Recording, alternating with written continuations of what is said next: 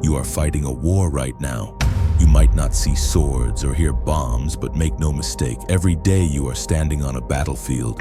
You fight for respect in conversations where people try to dominate you. You fight for your dreams when the world doubts you.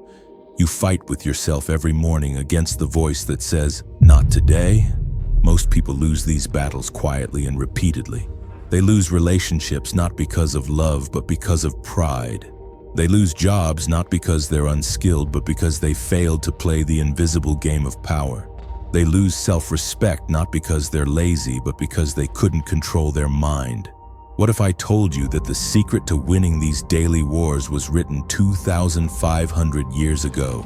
A book designed for war generals that secretly holds the blueprint to master your mind, your emotions, and every social battlefield of life. This is not just about ancient strategy. This is about modern psychology that makes you unshakable. This is the art of war.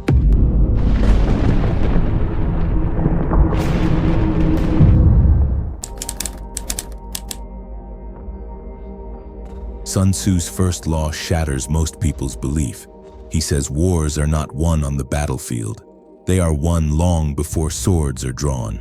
In life, this is the mindset of preparation, not the kind of preparation you cram into a night before an exam or a last-minute business pitch. This is deeper. Psychologists today call it mental simulation.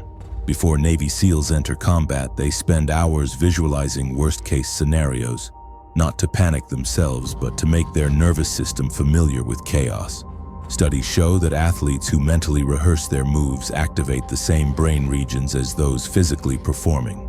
The mind doesn't know the difference between mental and real rehearsals. If you enter a negotiation, an interview, a presentation, or even a difficult personal conversation without simulating potential outcomes, you are already too late.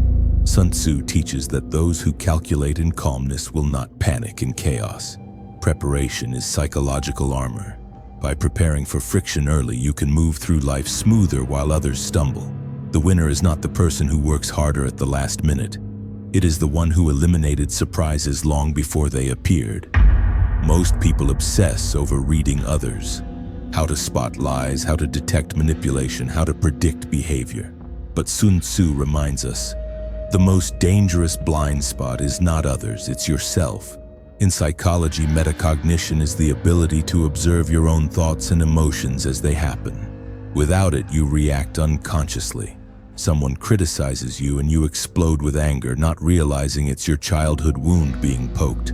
Someone ignores you and you spiral into insecurity, not realizing it's your abandoned inner child speaking. The true warrior knows his emotional triggers. The moment you start recognizing patterns like, "I always get defensive in these situations," or "I tend to procrastinate when I feel overwhelmed," you start separating from the pattern. This awareness breaks automatic behavior loops. Self-awareness is not soft self-help talk. It is tactical self-defense. By understanding why you do what you do, you stop being manipulated by your own mind. You become unshakable because no one can use your unconscious emotions against you. Know the terrain. In war, the general who knows the land, its rivers, mountains, valleys, wins with less effort. In life, terrain means the invisible forces of environment. Psychologists have shown that 70% of our behavior is shaped by the context we're in, not by pure willpower. Your terrain is your social group, your workplace energy, your daily habits, even the digital information you consume. Sun Tzu is teaching something powerful here. Before you try to change your life, change your environment. If you want to stop procrastinating but your phone is full of dopamine-dripping distractions, you will lose. If you want to build confidence but spend time with people who mock growth, you will stagnate. If you want to build wealth but your environment only teaches you scarcity, you will self-sabotage. The wise mind designs its terrain first. Once the environment is optimized, behavior changes naturally. Victory happens with less effort because you shape the land in your favor. The power of deception. Deception sounds negative, but Sun Tzu means something deeper. The art of controlled ambiguity. In modern psychology, strategic self-presentation is a proven tool. When you reveal too much too soon, people categorize and limit you. But if you maintain subtlety, you give them no grip to attack.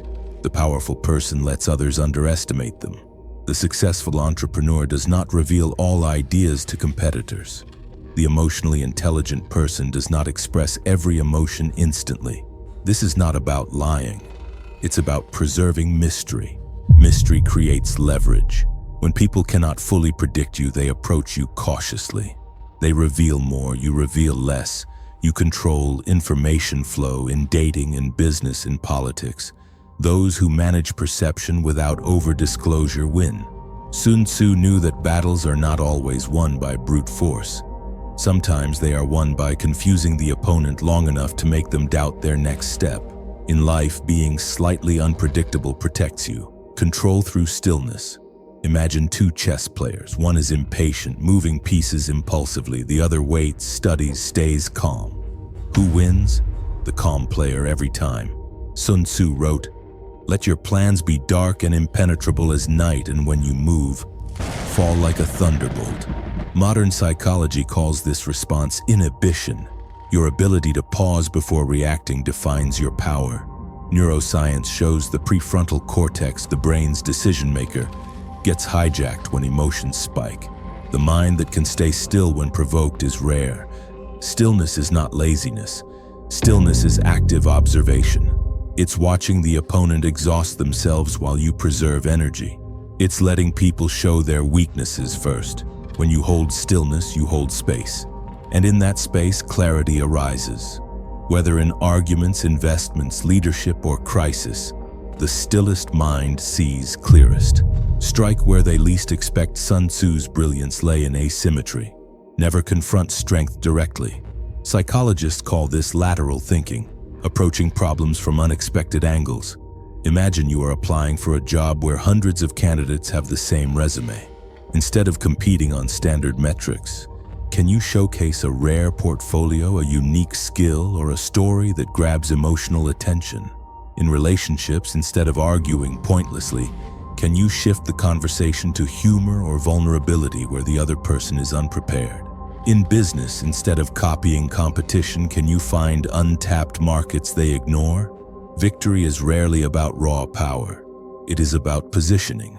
A chess piece weaker in value can corner a king if it moves unexpectedly. In life, small minds fight head-on. Strategic minds flank from the side. Timing is a weapon. Sun Tzu emphasized that even a perfect plan fails if executed at the wrong time. In psychology, this is kairos, recognizing the opportune moment. Life constantly gives subtle signals. A business opportunity, a romantic gesture, a negotiation move, all have windows that open and close quickly. Research in social dynamics shows that persuasion increases dramatically when timing matches emotional readiness. Ask for a raise when your boss is stressed. You lose. Ask when the company just hit targets. You win. Timing is not luck. It is pattern recognition. The sharp mind watches cycles, behaviors, and moods to strike at peak receptivity.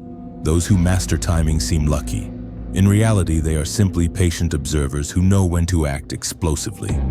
Sun Tzu warns, prolonged wars drain resources, morale, and energy. Psychologists call this sunk cost fallacy, continuing bad investments just because of past effort. You stay in toxic friendships because of years spent. You cling to failed projects because of time invested. The wise warrior knows, quick, decisive battles preserve strength. Dragging conflicts weaken even victors. Knowing when to walk away is mastery. Sometimes the bravest move is not to fight, but to pivot. In business, in love, in dreams, if the terrain has shifted unfavorably, retreat gracefully and conserve resources for the next battle. Letting go is not defeat. It is tactical repositioning. Sun Tzu admired leaders who blended strictness with empathy. Modern psychology confirms this as authoritative leadership, the most effective leadership style. Imagine a parent who sets clear boundaries but explains rules with love. Imagine a CEO who demands excellence but celebrates team wins with warmth. This balance creates loyalty, not rebellion. In self-leadership, this means setting high standards for yourself but forgiving your failures. The mind that punishes itself mercilessly burns out. The mind that excuses everything stagnates. Like a wise general, you lead yourself best by combining accountability with kindness. Sun Tzu's final lesson transcends war. The goal is not to win one battle. The goal is to create conditions where winning flows naturally. Psychologists call this systems thinking. Rather than obsessing over single outcomes, design daily habits, routines, and networks that compound over time. Instead of preparing for one major negotiation, cultivate relationships consistently. Over time, these systems generate momentum so powerful that individual battles barely matter. Victory becomes the default, not the exception. The art of war is not just a military manual. It is a psychological operating system, a blueprint not for external conquests alone, but for the most important war, the one within. Because when you conquer your mind, no external enemy can defeat you.